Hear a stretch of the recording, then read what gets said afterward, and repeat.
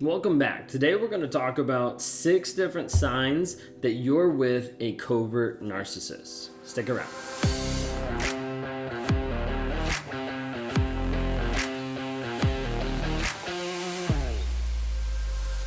If you guys are new here, my name is Ben Taylor. I'm a self-aware narcissist on this channel to provide awareness, growth, healing, and change. I'm the founder of Raw Motivations, the creator of the NARC app, and your guide in the 45-day Clarity Challenge that you can access at claritychallenge.net. If you like what you see here on any of my social media, of any of my podcasts, any of my YouTube, please subscribe. Hit the notification. We're dropping new episodes, new podcasts every single day. We would love to interact with you and love to be able to help you on your healing and on your journey. Well, when we talk about covert narcissism, there's an aspect that confuses a lot of people thinking that they're completely different. When it comes down to it, a covert narcissist is exactly the same as an overt narcissist. The difference is how it's actually portrayed and what's actually there. But when we're talking a covert versus an overt, the same 9 characteristics of narcissism are still underneath. They might not be as prevalent in different aspects, so they might take different ideas or thoughts or shapes or colors or whatever it might be that might look slightly different, might be packaged slightly different, but the same core is there. Oftentimes the aspect of shame avoidance, where a narcissist doesn't want to be exposed or doesn't want other people to know who they are or what's underneath the mask. But covert narcissism oftentimes looks different because of how it's packaged up. Today I want to highlight characteristics to watch out for in a covert narcissist to help you with your education and understanding what to see so you don't get sucked into a covert narcissistic relationship. These are not all inclusive. There's a lot of other ones out there, but a couple ones that I wanted to highlight today. First one, changing desires.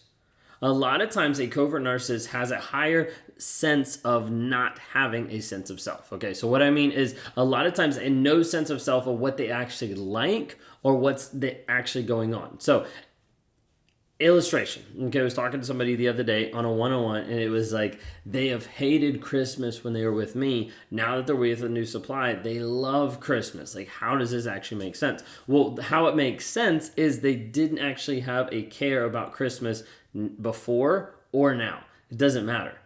There's not really a sense of self of like, oh man, Christmas really brings me a lot of joy. Like, I really enjoy that. No, there's not that sense. It's like, oh, this person enjoys it. Let me hold it back because they want it. This person could care less. So this is a connecting point. There's different things that will happen that a lot of times a narcissist has no sense of actual enjoyment of something. They just do it because of how it produces a connection or something else like that. Now, you can see this with holidays, you can see this with music, with movies, with likes, with desires, with trips, with vacations, with anything. You can see this a lot of times because a lot of times a narcissist doesn't have a stable sense of self that says, this is who I am and this is what I like. It's no, let me change and morph to be the person that you want me to be so that I can be and do the things that I want to do. Because that's what's more important, okay? Making themselves look a certain way, act a certain way, get a certain thing, have a certain status, have a piece of entitlement, anything like that, okay? So as we're talking about that, the changing desires, a lot of times you'll see this flip. Now, the reason why with a lot of narcissists is because they can experience aspects of happiness, but not joy.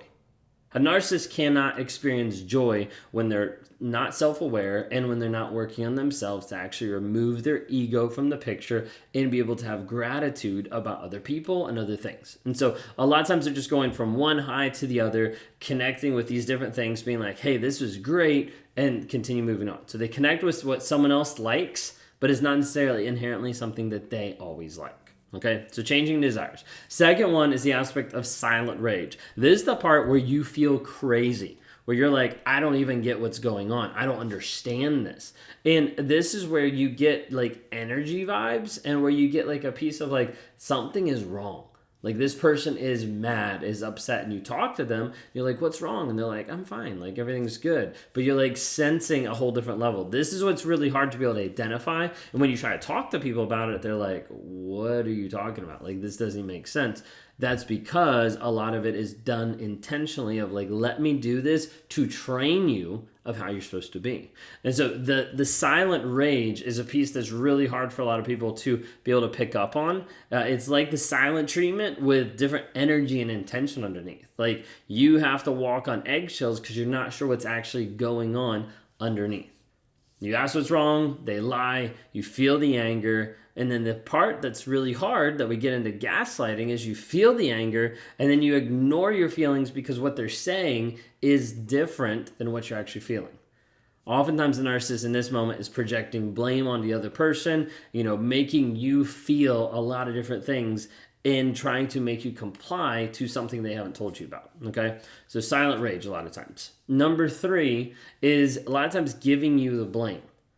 Typically a narcissist, they don't apologize. They don't actually admit it, right? They don't actually say, hey, I was wrong, I'm sorry. But they normally take an apology and they either shove it off and put the blame on someone else, or they put the blame on you. Now, I've had a phrase for a while that I've talked about saying that a narcissist will always say it's your fault, and then they'll switch it up and they'll take it back and then they'll say it's our fault. The only difference is that they just dropped the why. They didn't change anything. Right now we're in the holiday season, so imagine packaging something up and trying to give it to a friend. The friend is like, no, I don't want that. That is ugly wrapping paper. So you take it back and you don't change the wrapping paper. You don't take it off, but you just wrap a new type of wrapping paper over it that looks different. And you're like, here you go. And they're like, oh yeah, that looks so much better. That's the illustration of what a narcissist is doing to you when they say that it's your fault and you don't accept it. And then they'll come back later and be like, actually, we both messed up. We're both a little toxic. We both have issues. All they're doing is they're changing the wrapping, but the actual content that they're giving you, it's your fault. That's it. And so when we're talking about this, they're trying to give you the blame. You see, it cannot be the fault of the narcissist. It just can't. That is a huge piece of it can't be my fault. If it's my fault, then that means I did something wrong. If I did something wrong, then that means I'm bad. Being I'm bad doesn't match up with the mask that I'm putting out there. I'm putting out a mask that I'm a good person. So I can't tell you that I'm actually a bad person. All this stuff is incongruent. And so there's a frustration that builds there. The narcissist is like, I can't deal with this. It has to go on you. Can't be my fault. Has to be your fault. You need to understand that sometimes with this, it's not even personal. I had someone I was talking to the other day on a one-on-one, and they were talking about how it felt so personal and everything. And I was like, as I look at the situation from my perspective, they're not even thinking about you.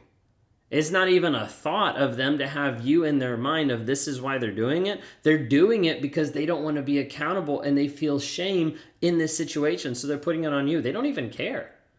And so there's a big aspect that people take it very personal. A lot of times a narcissist isn't even viewing it in a personal way. They're just saying, I need to get away from the guilt, shame, and blame. So I'm going to put it on you. I'm going to run away from it.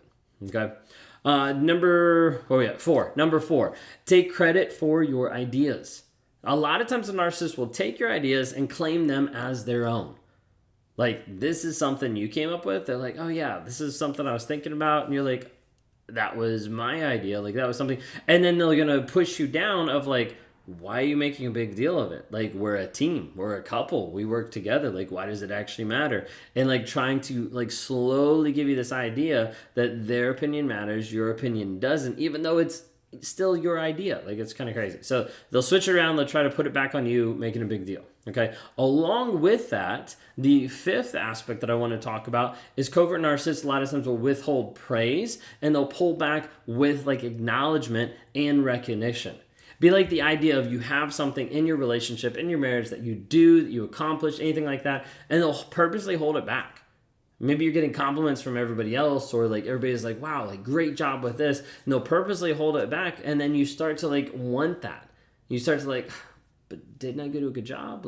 Isn't something that you appreciated? Oh yeah, that is. And it starts being something that's used as a manipulation tool and a tactic to make you feel bad and to make you subservient to their will and their desires because you're not getting the validation that you're looking for from them, but you're getting it from other people. Now, this is a difficult one because it's very subtle. It's very hard for a lot of people to be able to see this, but it is a attribute that a lot of times happens with covert narcissists of pulling back different things from you.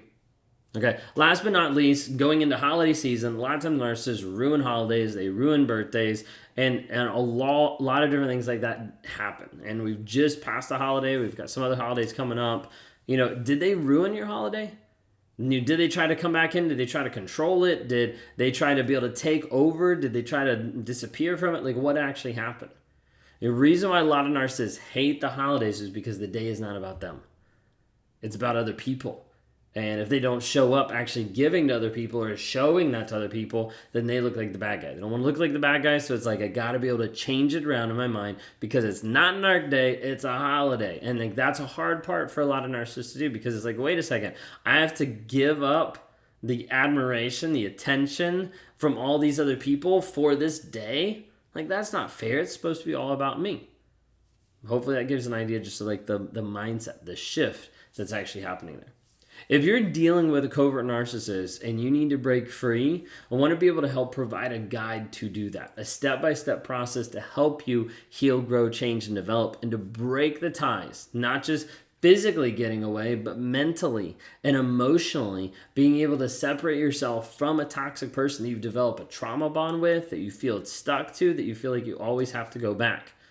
Been working for a while on building a tool to be able to help you with this. We've got a couple days left to be able to offer this stepping into 2023 to help you transform, heal, and change. And that's the 45-day clarity challenge to help you take back your power and find yourself after getting abused and being with a toxic person. To access that, go to claritychallenge.net. You can sign up now all the way up until the 1st of January for 2023. Let's make the new year be a year of discovering the new you.